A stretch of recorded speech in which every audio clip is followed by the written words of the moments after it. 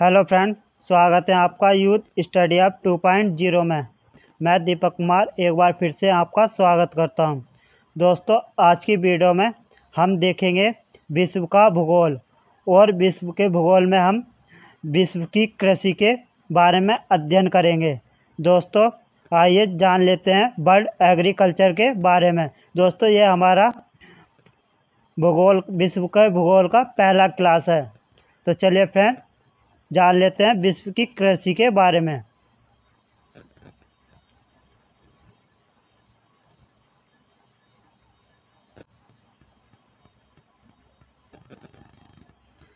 दोस्तों, मैंने economics geography को 2 पार्ट में विभाजित किया है। पहले पार्ट में हम देखेंगे विश्व कृषि, और दूसरे पार्ट में हम देखेंगे खनिज संसाधन। और विश्व कृषि में पहले पार्ट में हम थ्योरी देखेंगे, और दूसरे पार्ट में ऑल इन इम्पोर्टेंट क्वेश्चन करेंगे। ठीक, तो चलिए फ्रेंड, देख लेते हैं विश्व की कृषि के बारे में। तो चलिए फ्रेंड, कर लेते हैं विश्व की कृषि के बारे में अध्ययन।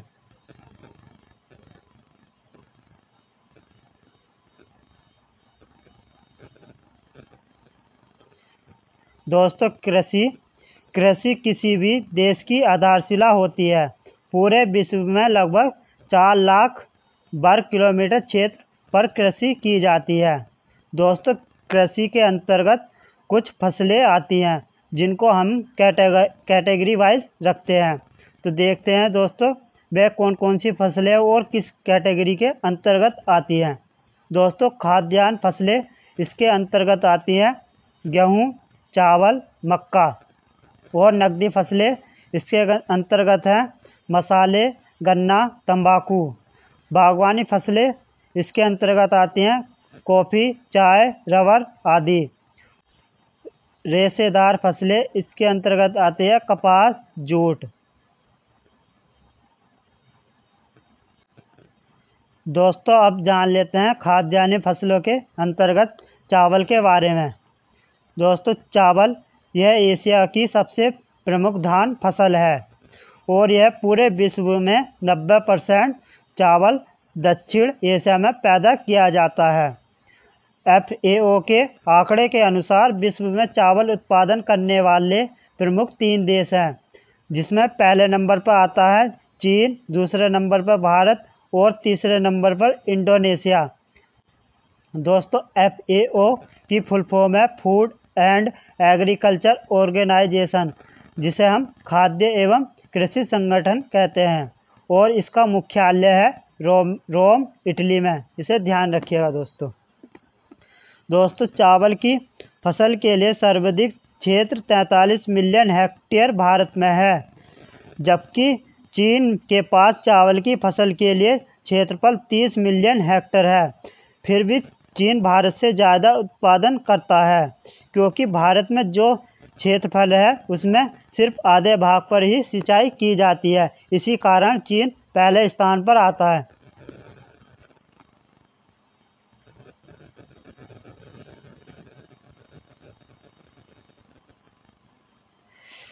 दोस्तों, चावल अंतर्राष्ट्रीय चावल शोध संस्था और धान जीन बैंक दोनों ही फिलीपींस में स्थित हैं। इसे ध्यान रखिएगा कि अंतर्राष्ट्रीय चावल शोध संस्था और धान जीन बैंक फिलीपींस में स्थित है। ठीक। संकर धान। दोस्तों, संकर धान चीन में बोए जाने वाला सबसे लोकप्रिय चावल है।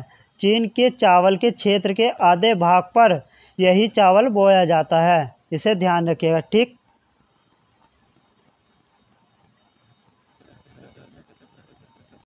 चावल धान की खेती को 5 से 15% तक बढ़ाने के लिए किसान एक जैविक खाद या जीवाणु का उपयोग करते हैं, जिसका नाम है एंजोला एनाबीना। एंजोला पानी के ऊपर पनपने वाले छोटे पौधे होते हैं, और इन पौधों की पत्तियों में एक सूक्ष्म जीव एनाबीना पाया जाता है, जो कि ब्लू ग्रीन एल्गी नील हरित शैवाल का एक प्रकार है। दोस्तों, यह है एंजोला, और यह है हमारा एनाबीना का चित्र। नील हरित शैवाल को ही साइनोबैक्टीरिया कहते हैं, जो फसलों के नाइट्रोजन और बहुत से पोषक तत्वों की पूर्ति करते हैं, साथ ही जमीन की उर्वरक क्षमता को बढ़ाते हैं।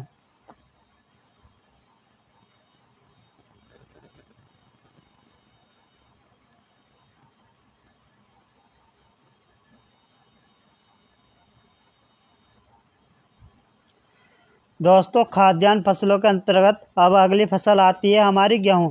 आइए जानते हैं गेहूं के बारे में। दोस्तों, गेहूं उत्पादन की दृष्टि से विश्व की दूसरी खाद्यान्न फसल है और गेहूं की जन्मभूमि फिलिस्तीन को माना जाता है। दोस्तों, ध्यान रखिएगा, गेहूं की जन्मभूमि फिलिस्तीन को माना जाता है। अगला पॉइंट है, गेहूं का पौधा शीतोष्ण जलवायु का पौधा है, जिसकी उपज के लिए 10 डिग्री सेंटीग्रेड से 20 डिग्री सेंटीग्रेड तक टेम्परेचर सबसे अच्छा होता है। दोस्तों, विश्व में गेहूं उत्पादन करने वाले प्रमुख 3 देश हैं। पहले नंबर पर आता है चीन, दूसरे नंबर पर भारत और तीसरे नंबर पर है रूस। दोस्तों, इसे भी नोट कर लीजिएगा। गेहूं चावल के क्षेत्रफल में भारत विश्व में पहले स्थान पर है।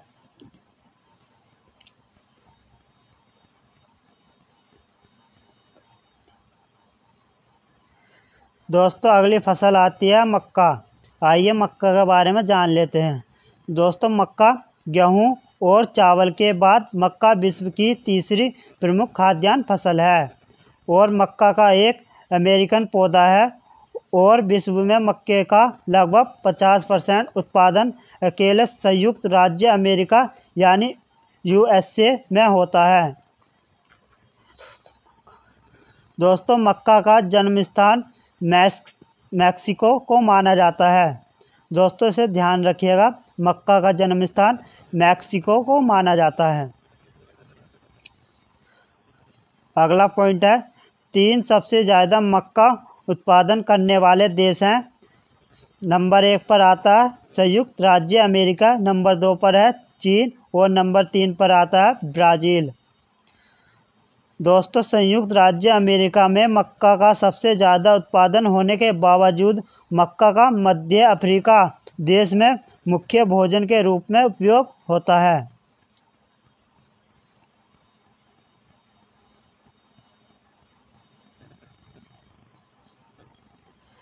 दोस्तों, अगली फसल है हमारी गन्ना। आइए जान लेते हैं गन्ने के बारे में। दोस्तों, गन्ना विश्व में कुल चीनी शक्कर का उत्पादन 60 से 70% गन्ने से प्राप्त किया जाता है। भारत को गन्ने की जन्मभूमि माना जाता है। विश्व में 3 सबसे ज़्यादा गन्ना उत्पादन करने वाले देश हैं। नंबर 1 पर है ब्राज़ील, नंबर 2 पर आता है भारत, नंबर 3 पर चीन। दोस्तों, इसे भी नोट कर लीजिएगा। थाईलैंड चीनी उत्पादन का सबसे ज़्यादा 82% निर्यात करता है। नेक्स्ट पॉइंट है, क्यूबा में गन्ना उत्पादन प्रमुख रूप से होता है, जिससे चीनी प्राप्त की जाती है। इसे विश्व में चीनी का कटोरा भी कहते हैं। दोस्तों, क्यूबा को ही विश्व में चीनी का कटोरा भी कहते हैं, इसे ध्यान रखिएगा।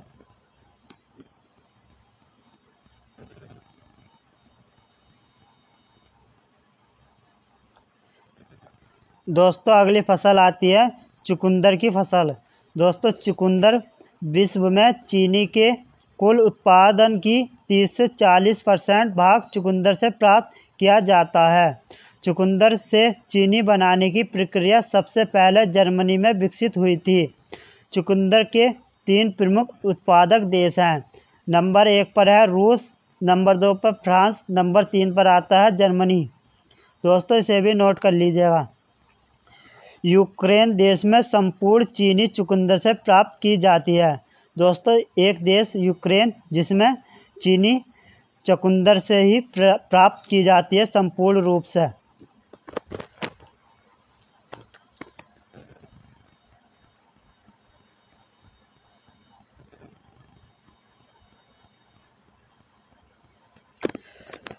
दोस्तों, अगली फसल है हमारी कपास।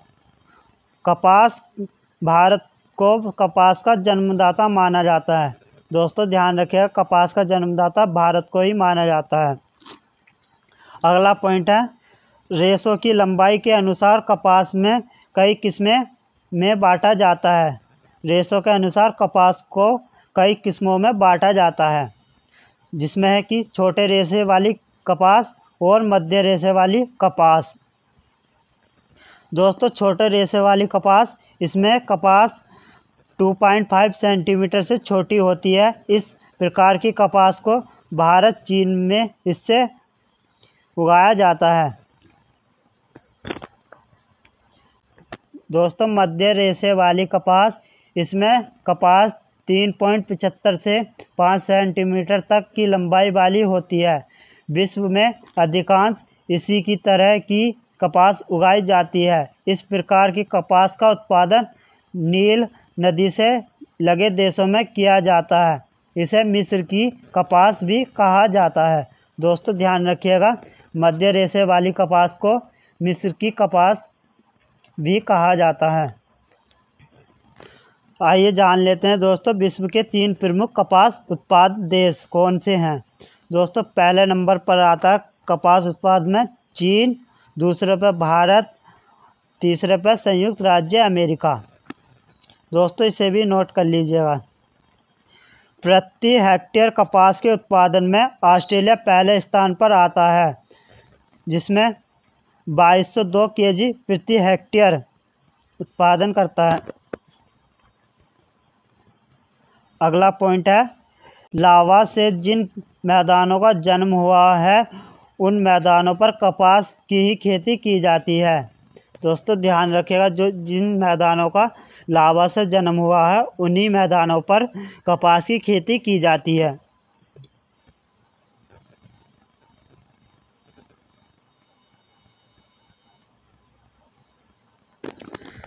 दोस्तों, अगली फसल आती है हमारी तंबाकू। आइए जान लेते हैं तंबाकू के बारे में। दोस्तों, तंबाकू की खेती के लिए हाई टेम्परेचर रिक्वायर्ड होता है।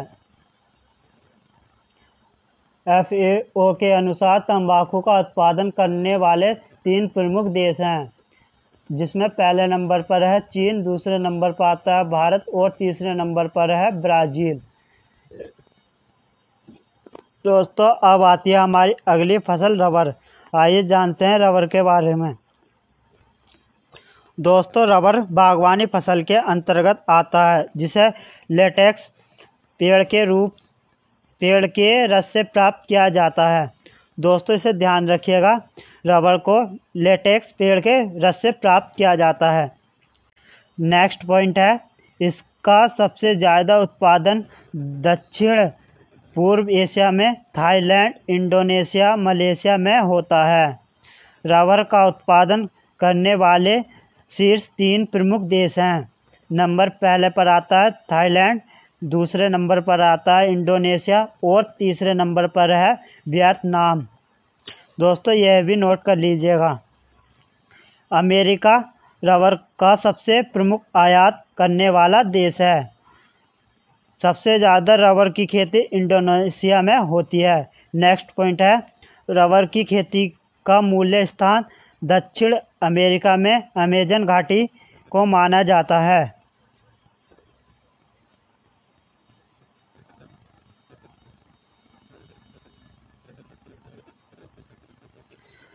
दोस्तों, नेक्स्ट फसल आती है हमारी कहवा।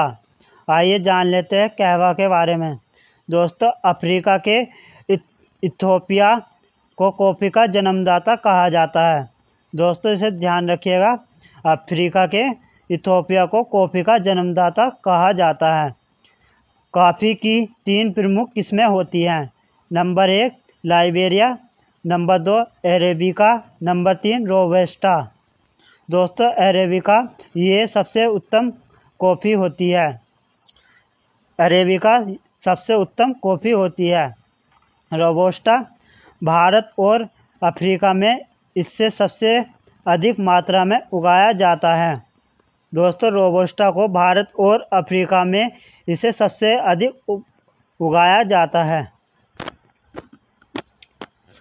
नेक्स्ट पॉइंट है, कॉफ़ी का सबसे ज़्यादा उत्पादन करने वाले 3 प्रमुख देश हैं। नंबर 1 है ब्राज़ील, नंबर 2 पर वियतनाम और नंबर 3 पर है कोलंबिया। दोस्तों इसे भी नोट कर लीजिएगा। यूएस के हवाई शहर में उत्पन्न होने वाली कॉफ़ी को कोना कॉफ़ी कहते हैं। ब्राज़ील में जहां बहुत अधिक कॉफ़ी प्लांटेशन होता है उसे वहां पर फजेंडा कहा जाता है। दोस्तों इसे ध्यान रखिएगा। दोस्तों नेक्स्ट पॉइंट है, श्रीलंका में कॉफ़ी की खेती पर्ण कीट रोग के कारण बंद कर दी गई है।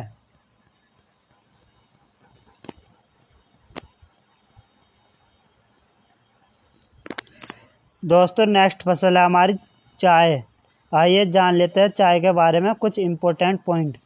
दोस्तों चीन को चाय का जन्मदाता माना जाता है।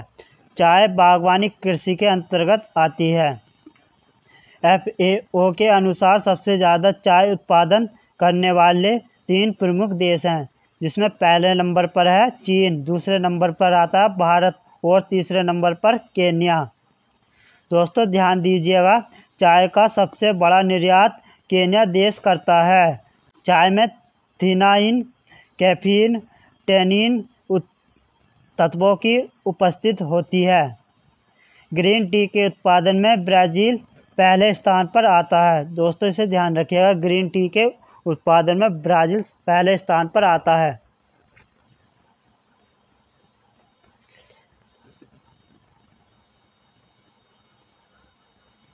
दोस्तों नेक्स्ट फसल है हमारी कोकोआ। कोको नाम के पेड़ के फसल से प्राप्त बीजों को कोकोआ कहते हैं। दोस्तों कोकोआ का सर्वाधिक उत्पादन करने वाले 3 देश हैं। नंबर 1 पर आता है हमारा आइवरी कोस्ट यानी अफ्रीका, घाना, इंडोनेशिया। तीसरे नंबर पर है इंडोनेशिया।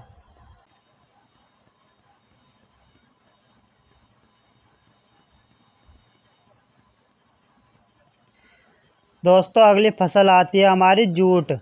आइए जूट के बारे में कुछ इम्पोर्टेंट पॉइंट्स देख लेते हैं।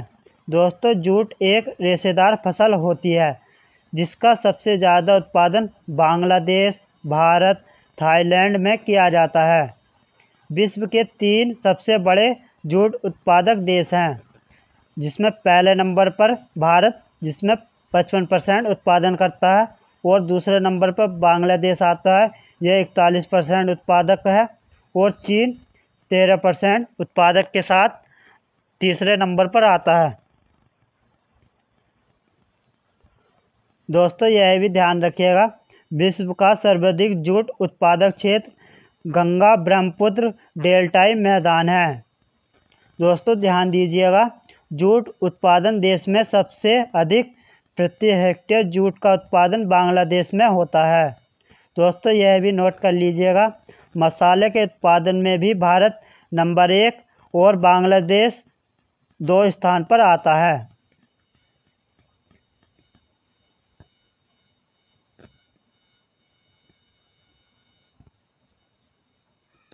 दोस्तों आप जान लेते हैं कुछ अन्य फसलों के बारे में। दोस्तों ज्वार के उत्पादन में नंबर 1 पर है नाइजीरिया, नंबर 2 पर संयुक्त राज्य अमेरिका और नंबर 3 पर है भारत। और मूंगफली पे नंबर 1 पर स्थान पर है चीन, नंबर 2 पर भारत और नंबर 3 पर आता है ऑस्ट्रेलिया। दलहन में भारत नंबर 1 पर आता है, रूस नंबर 2 पर, ऑस्ट्रेलिया नंबर 3 पर आता है। और सोयाबीन में संयुक्त राज्य अमेरिका नंबर 1 पर आता है, ब्राज़ील नंबर 2 पर और अर्जेंटीना नंबर 3 पर आता है।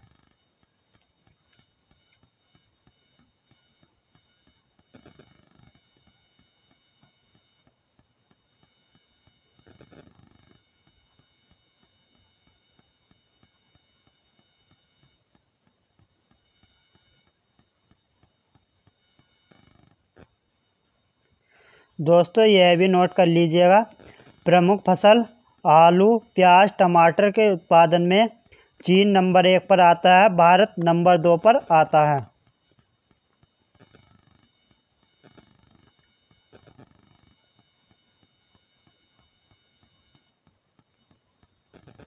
दोस्तों अब जान लेते हैं फलों के बारे में।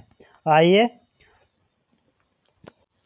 भारत फलों के उत्पादन में चीन के बाद दूसरे स्थान पर आता है। तो देख लीजिए किन किन उसमें भारत नंबर 1 पर आता है। दोस्तों, भारत नंबर 1 पर केले में, अनार, आम, पपीता और आंवले पर भारत नंबर 1 स्थान पर आता है।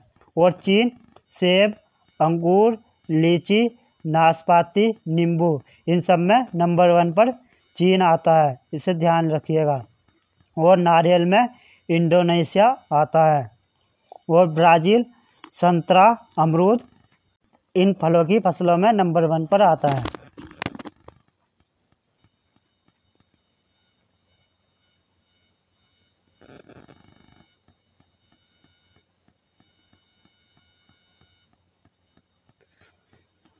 दोस्तों, अब आते हैं हमारा कृषि के प्रकार। दोस्तों, जान लेते हैं कृषि के प्रकार के बारे में। दोस्तों, स्थानांतरित कृषि। दोस्तों, देखते हैं स्थानांतरित कृषि यानी शिफ्टिंग फार्मिंग। दोस्तों, स्थानांतरित कृषि कृषि का एक प्रकार है जिसमें भूमि का एक टुकड़ा कुछ समय के लिए फसल बोने के लिए चुना जाता है। जब कुछ सालों में उस भूमि के टुकड़े का उपजाऊपन खत्म हो जाता है तो उस भूमि के टुकड़े को कुछ सालों तक छोड़ के नए भूमि के टुकड़े को फसल के लिए चुना जाता है। 10-12 साल में उस छोड़ी गई भूमि पर वनस्पति उग जाती है, तब उसकी कटाई करके फिर से उसे कृषि के लिए तैयार किया जाता है।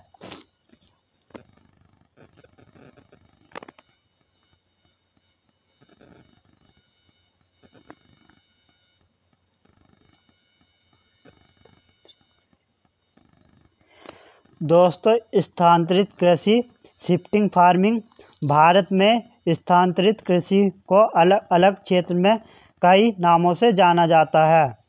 उत्तर पूर्व भारत में झूम नाम से जाना जाता है। वेरी वेरी इम्पोर्टेंट है, इसे ध्यान रखिएगा दोस्तों। उत्तर पूर्व भारत में स्थानांतरित कृषि को झूम नाम से जाना जाता है। और आंध्र प्रदेश में पोडू नाम से जाना जाता है। दोस्तों, विश्व स्तर पर झूम की खेती को अलग अलग नाम से जाना जाता है। जान लेते हैं किस किस नाम से जाना जाता है विश्व स्तर पर झूम खेती को। दोस्तों, भारत में झूम नाम से जाना जाता है। और थाईलैंड में तमाराई के नाम से जाना जाता है। म्यांमार में तुंगिया नाम से जाना जाता है। श्रीलंका में चेन्ना नाम से जाना जाता है। ब्राज़ील में रोका नाम से जाना जाता है। ग्वाटेमाला में मिल्पा नाम से जाना जाता है। मलेशिया में लद्दाख के नाम से जाना जाता है।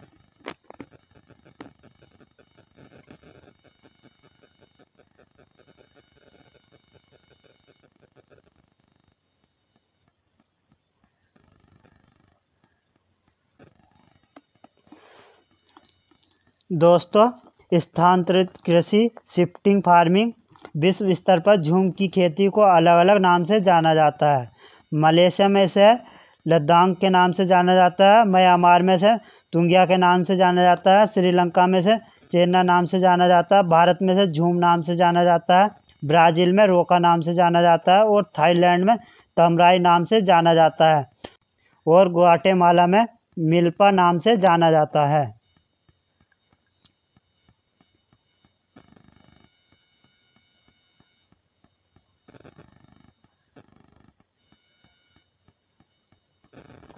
दोस्तों, इसे भी नोट कर लीजिएगा। स्थानांतरित कृषि की शुरुआत थाईलैंड में हुई थी।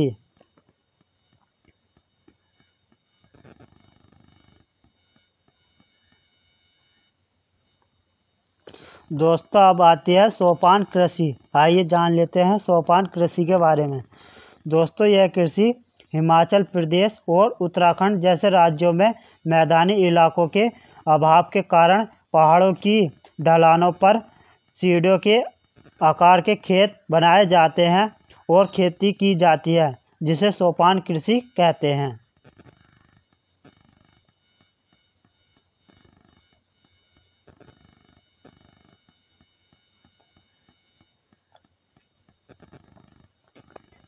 दोस्तों अब आता है हॉर्टिकल्चर। आइए जान लेते हैं हॉर्टिकल्चर के बारे में। दोस्तों इसे बागवानी खेती बोला जाता है। इसके अंतर्गत फल, सब्जी, पेड़, फूल इन सभी का उगना शामिल होता है। बागवानी खेती में अन्य खेती के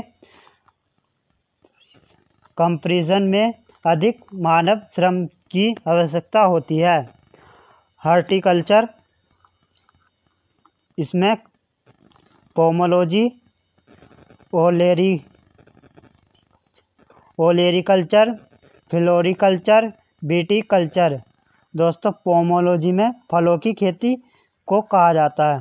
दोस्तों पोमोलॉजी फलों की खेती को कहा जाता है और ओलेरीकल्चर सब्जियों की खेती को कहा जाता है। फ्लोरिकल्चर फूलों की खेती को कहा जाता है। विटीकल्चर अंगूर की खेती को कहा जाता है। दोस्तों यह भी नोट कर लीजिएगा, पौधों को हवा में उगाने की प्रक्रिया को एरोपोनिक कहा जाता है।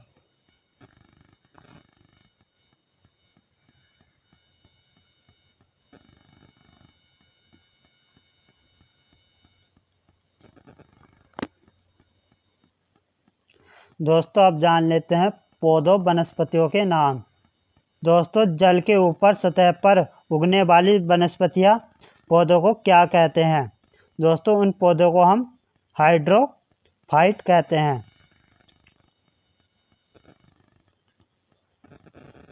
ह्यूमिडिटी आर्द्रता नमी वाले इलाके में उगने वाली वनस्पतियां या पौधे को क्या कहते हैं?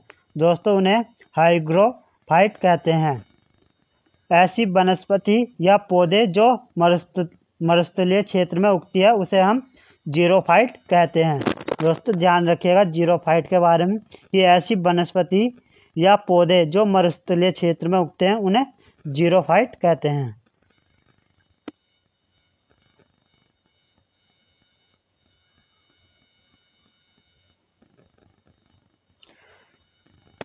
नेक्स्ट है ठंडे क्षेत्र की मिट्टी में उगने वाली वनस्पतियां या पौधों को कहते हैं क्रायोफाइट।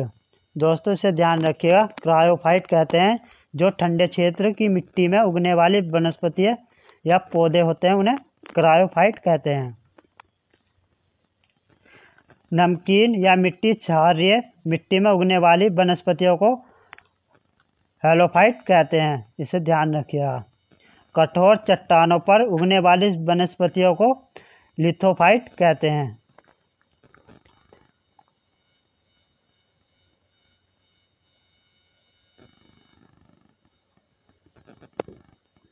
दोस्तों आइए अब जानते हैं पशुपालन के बारे में।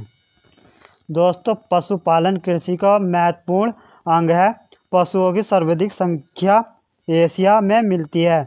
विश्व के 40% पशु एशिया में पाए जाते हैं।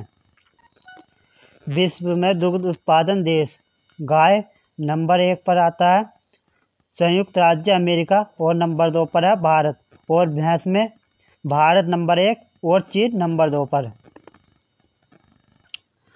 कुल दुग्ध उत्पादन में भारत नंबर 1 पर आता है और नंबर 2 पर आता है संयुक्त राज्य अमेरिका। मैड काऊ रोग। दोस्तों मैड काऊ रोग जानवरों में होने वाला एक रोग है। यह रोग गायों के मस्तिष्क के भाग को प्रभावित करता है। इस रोग को 1980 में ब्रिटेन में पहली बार देखने को मिला था, जिसमें 1.8 लाख गायों की मौत हो गई थी।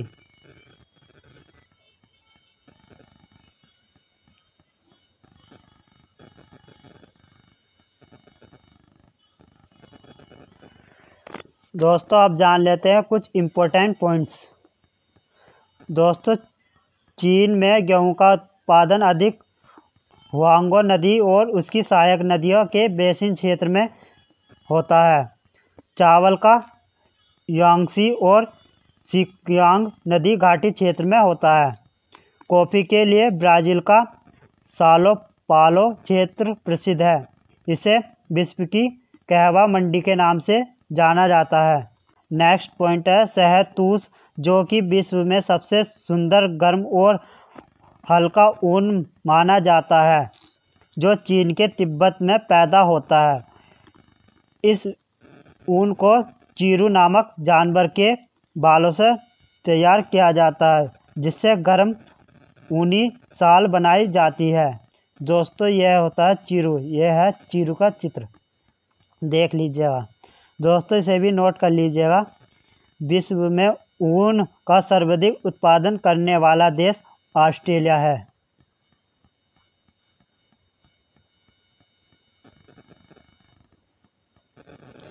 दोस्तों इस वीडियो में इतना ही। इस वीडियो में हमने जाना विश्व की कृषि के बारे में। दोस्तों ये हमारा पहला पार्ट था विश्व के भूगोल में, और विश्व के भूगोल को हमने विश्व की कृषि से शुरुआत की थी। दोस्तों अगर वीडियो में दी गई जानकारी आपको अच्छी लगी हो तो वीडियो को लाइक करें और चैनल को सब्सक्राइब करें। हम मिलते हैं ऐसे ही एक और नए टॉपिक के साथ।